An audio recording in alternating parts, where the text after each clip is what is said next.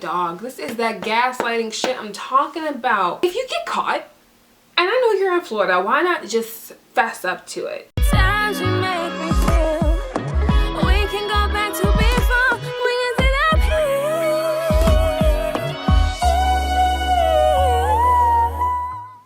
Hello honey bunnies, guys and gals.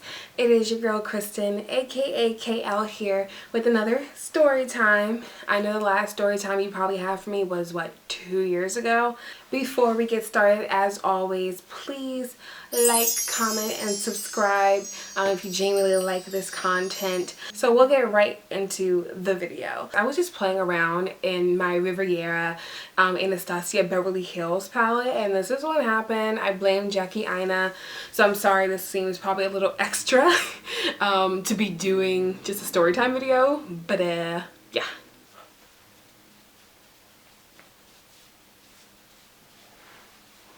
This is going to be a story time about my most recent relationship, if you can even call it a relationship. We'll get into that.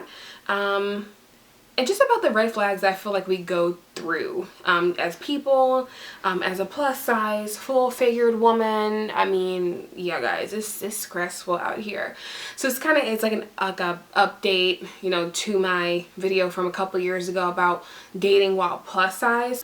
I do also want to preface this and say that I am not making this video to shit on anyone in any way at all. I think there's really two reasons I'm making this video. It's really just therapeutic because this is somebody I still have really deep feelings for.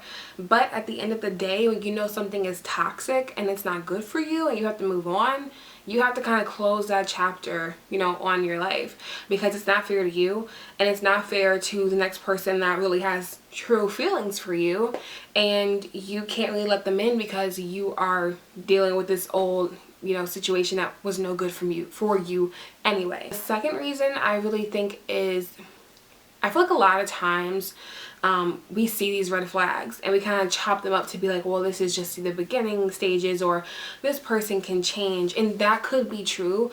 But I feel like a lot of times we just take way more crap than we deserve to because we feel like we can't do better. We've been in this situation too long and we might as well stay in it.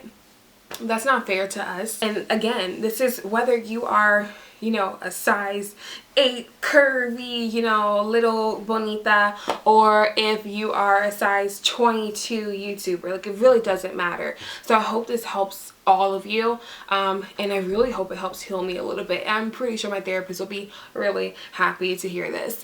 So we'll jump right into it. Just a little bit of background story. I have known this person since 2012. We went to the same college. We were always just friends, and it wasn't like friends that like hung out with each other all the time or anything like that. We just, you know, we would talk in passing, hey, you know, how you doing, or, you know, something like that. It wasn't that deep. What really happened was back in 2019, early in the year, he was kind of like flirting with me like in Instagram DMs, and I'm like, okay, somebody must have hacked his phone. There is no way in hell that this man is, you know, this man is messaging me like, oh, what's up, when you gonna let me take you out? Like, that was never his style that I knew of. So I kind of just like let it go. I chopped it up like as that's a fucking joke. I told my friends and they were like, girl, what the fuck? So no one took it seriously. Like, I definitely did not take it seriously. I distinctly remember it was like the end of May or middle of May, one of those. I'm at like a rooftop party, drunk, having fun with my girls. You know, summertime, we're out there just having fun, getting lit. And he had posted a story, like some kind of something, some kind of quote. I commented to him and he was like, you know, making a small talk like, oh, what's up? You know, oh, you're out. Where are you? I'm like, I'm at Marvin. Where are you at? And he said he was somewhere. And I was like, oh, okay, cool. And he was like, all right, like, cut the BS. Where are we going out? When you gonna let me take you out? And I'm like, okay, this must not be a joke anymore, because this is like the third time that he's approached me with this in the last few months. So I'm like, all right, it must not be a joke. And from what I knew about him, he was smart, he was respectful, he was a cool person from my personal experience. So I keep sniffing. That's not cool. So I was like, you know what, like, why not? Like, let's see what happens, you know. And we talked that night until like probably 5 o'clock in the morning. And ever since then, we have just been, you know, talking on the phone. We have went out on, you know, our first date, and the rest is kind of history, but not really, because this whole video is about the red flags that he displayed that I completely was just like, nyeh, nyeh, not a challenge, not a it was a challenge, one that I wish I had never taken on, like, at all. And that's not saying like I don't care about this person, I really do, but I try to explain to this person that a lot of what we deal with together is toxic, and he doesn't think so. One of the first red flags that I dealt with him was him telling me he didn't want to be in a relationship. And you guys, I think a lot of us, I don't know if it's, you know, just a thing with women. I see it a lot with women. It probably happens with men too. But when somebody tells you that they don't want a relationship, and I should have believed him. I shouldn't have taken it as a challenge, like, oh, well, he's gonna like me enough that we're gonna get together. No, I should have completely looked at it like, okay, this person doesn't want to be in a relationship right now, and left it there. Then I would say after a few weeks, maybe a little over a month of like us dating and getting to know each other, it went from I don't want to be in a relationship right now to I don't really want to be in a relationship right now still, but I really think I can see something with you.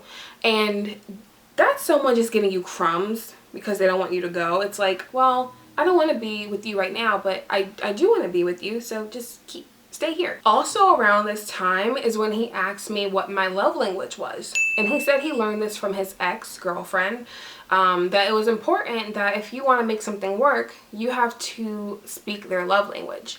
And I told him exactly what it was. My first one is definitely quality time. I love spending time with the person that I care about, the person that I'm dating, the person that I love. Like, I want to be around you.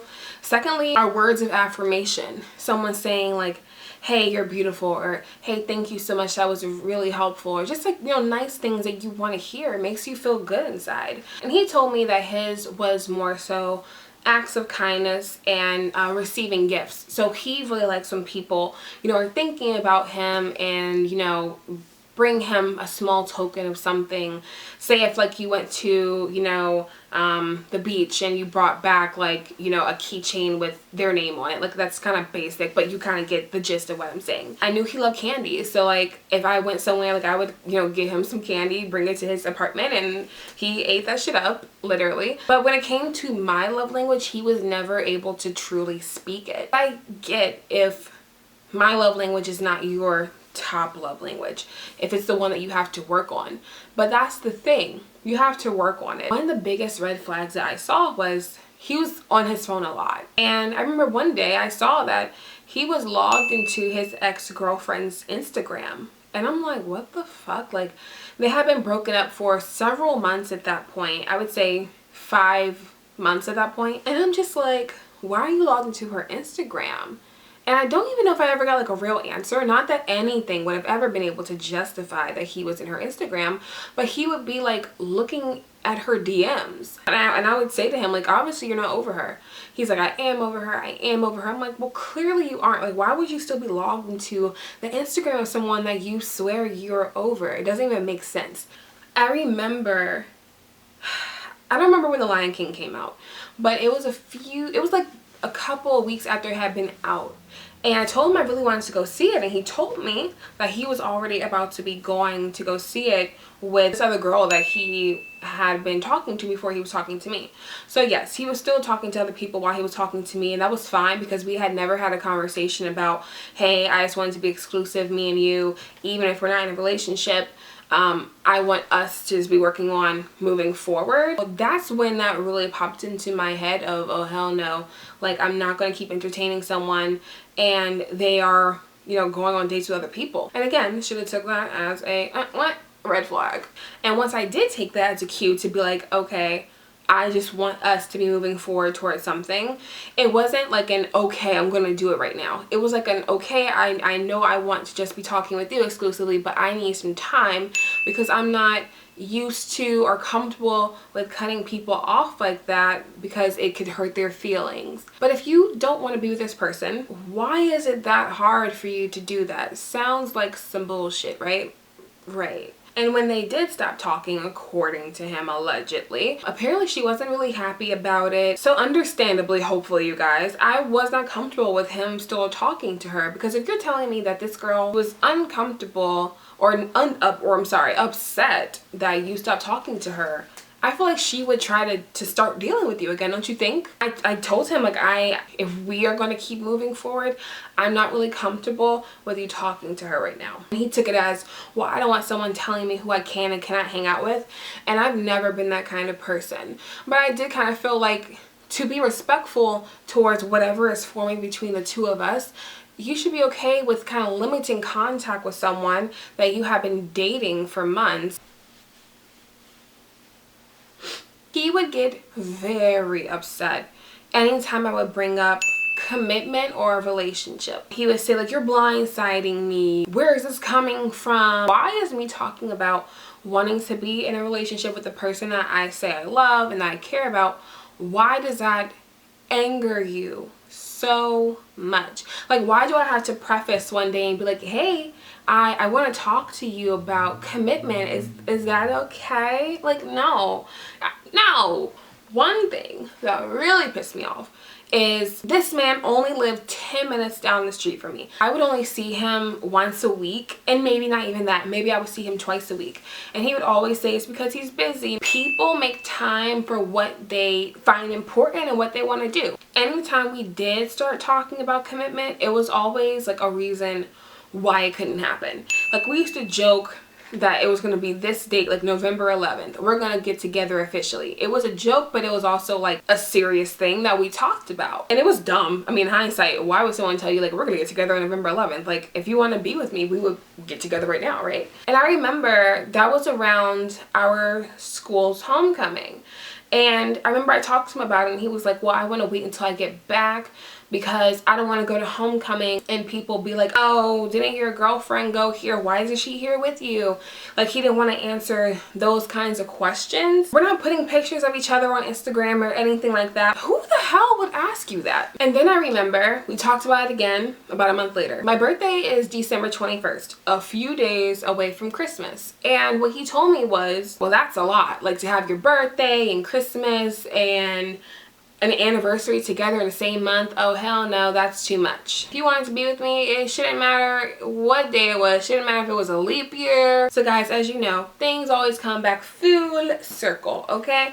I don't remember exactly what happened. That girl that he supposedly said he wasn't talking to anymore, I still felt in my bones that something was going on. As any insecure person would do, I found her Instagram and I added her. She had no idea who I was. We had a couple of people in common. She accepted me. She had posted a picture maybe like a week before. There he is commenting heart eyes and heart emojis under her page. So of course, one of the first things I did was confront him. Of course, he's like, no, like, why would I have something to tell you? He doesn't sound like that, but my voice doesn't go very deep, guys. Why would I have something to tell you? I had nothing to hide from you. I'm like, okay, so like, are you still talking to so-and-so? And he's like, well, I mean, we're friends. You're on her Instagram posting like heart eye emojis, and you didn't even do that on mine. And he was like, well, you don't post that much. Which is funny because a few days later I posted a picture. He didn't do it. I didn't do it for him, obviously, but he still didn't do it. And I remember he was not giving me real answers. I kept asking him stuff. He's like, well, I'm out right now, I can't talk. He's like, we'll talk about it later. I'm like, no. We're gonna talk about it right now, and if you don't want to talk about it right now, that's fine. I'll message her. He's like, no, don't do that. This is just between me and you. And I'm like, you're acting real suspicious right now for there to be nothing going on. So I did it. I messaged her and I said, hey, like, I want you to know, I'm not trying to come at you in any way at all. I'm not trying to be disrespectful. I don't want to argue, but are you still dealing with this guy? Because, you know, we've been talking. He told me he wasn't talking with you anymore, and I don't believe him. I got a response I was not expecting.